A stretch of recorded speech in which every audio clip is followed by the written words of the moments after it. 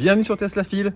Je vous ai présenté il y a peu une vidéo dans laquelle je vous expliquais comment et pourquoi j'ai vendu mon ancienne Tesla Model 3 bleue. Voilà, figurez-vous que sa remplaçante est arrivée bien plus tôt que prévu.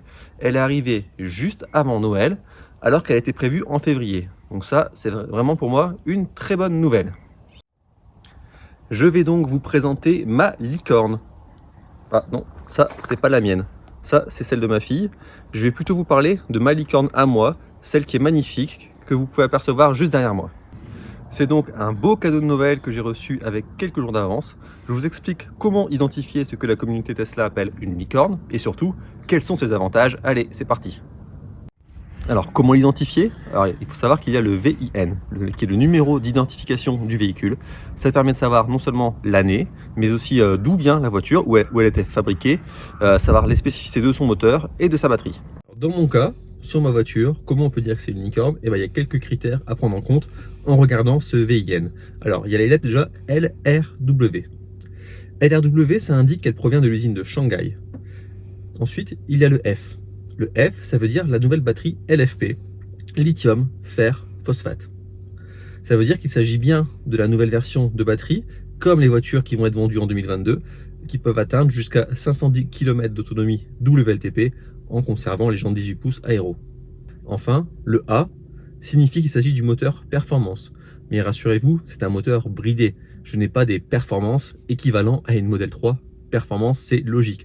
En revanche, je conserve l'accélération du 0 à 100 en 5,6 secondes, comme mon ancien Model 3.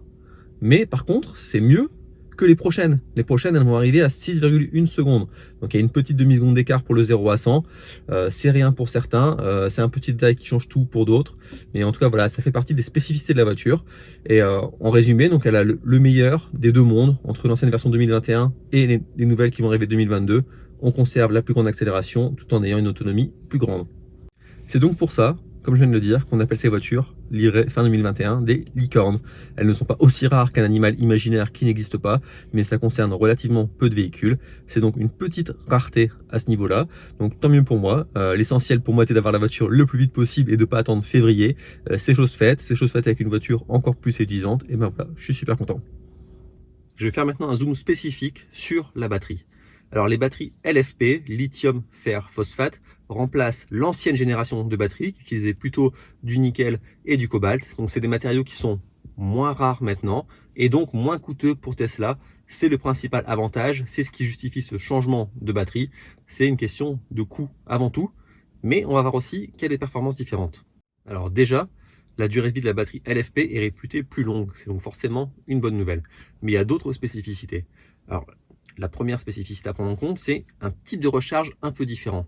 Avant, dans les anciennes versions, Tesla recommandait de rester régulièrement, quasiment tout le temps, entre 20 et 80% de batterie. De se brancher aussi souvent que possible, mais de ne pas recharger à 100%, de ne pas descendre bien sûr à 0%.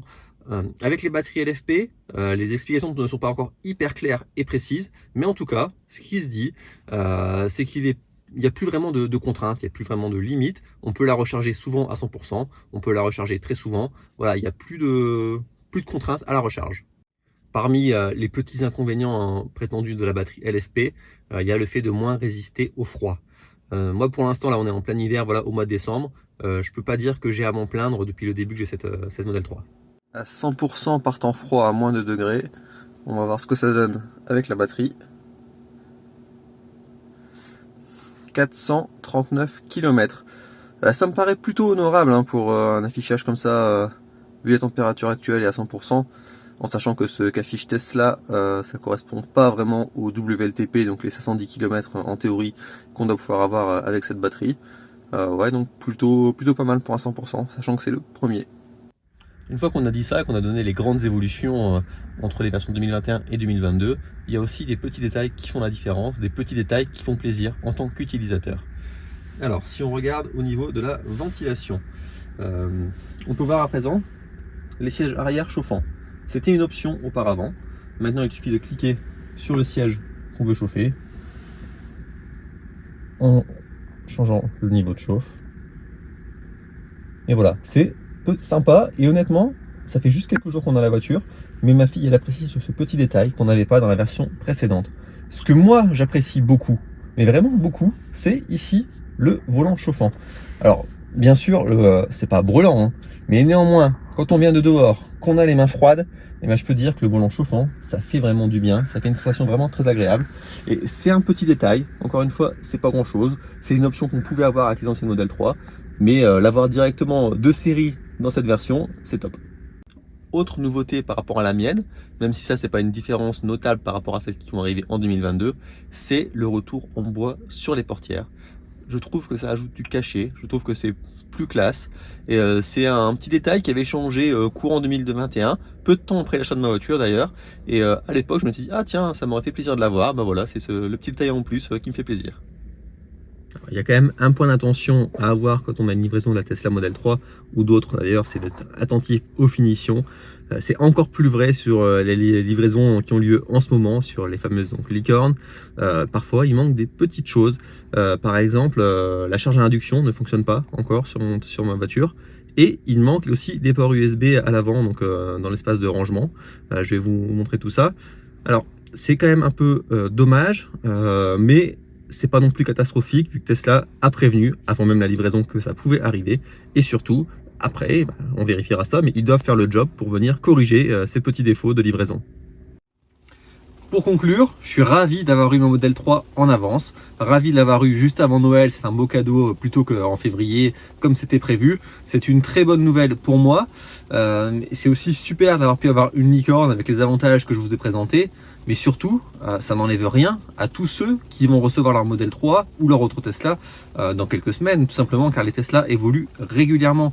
Il y a des nouveautés qui sont proposées donc voilà, régulièrement, donc de par les mises à jour, mais même quand on achète une nouvelle voiture, il y a toujours des petites différences, des petites choses qui font que c'est peut-être mieux de l'acheter dans quelques mois plutôt que les mois précédents, ou parfois l'inverse, ça peut arriver aussi.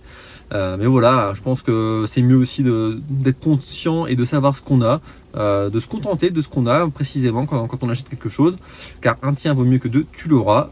Les prix peuvent aussi évoluer, le bonus peut aussi baisser, il y a plein de choses qui peuvent se passer. Donc voilà, il faut acheter au moment où on le désire, au moment où on peut, être content de ce qu'on reçoit, et c'est ainsi qu'il faut voir les choses avec Tesla. Et enfin, vu que c'est ma dernière vidéo de l'année, je tenais vraiment surtout à vous remercier. Vous remercier pour votre soutien. Donc merci bien sûr à tous ceux qui mettent le pouce bleu, tous ceux qui se sont abonnés, tous ceux qui mettent la cloche pour ne rater aucune vidéo. C'est des petits soutiens qui font plaisir. Et j'en profite pour remercier particulièrement ceux qui partagent leur expérience en commentaire, qui débattent avec moi, qu'ils soient d'accord ou non. Les échanges sont constructifs et c'est très important pour moi, donc merci à tous. J'en profite aussi pour vous souhaiter mes meilleurs vœux pour 2022. J'espère que ce sera une bonne année pour vous. En tout cas, moi je suis convaincu que ce sera encore une grande année pour l'électrique. Il y a plein de nouveautés, l'actualité de Tesla est toujours riche, l'actualité des autres voitures électriques aussi est importante, et je vais tâcher de vous proposer des tests assez régulièrement d'autres voitures, parce qu'il n'y a pas que Tesla dans la vie. Il y a aussi les autres qui commencent à pousser pour essayer de rattraper Tesla, donc ils ont encore du chemin à faire, mais en tout cas c'est intéressant à suivre, et je vous dis à très bientôt pour découvrir tout ça sur ma chaîne.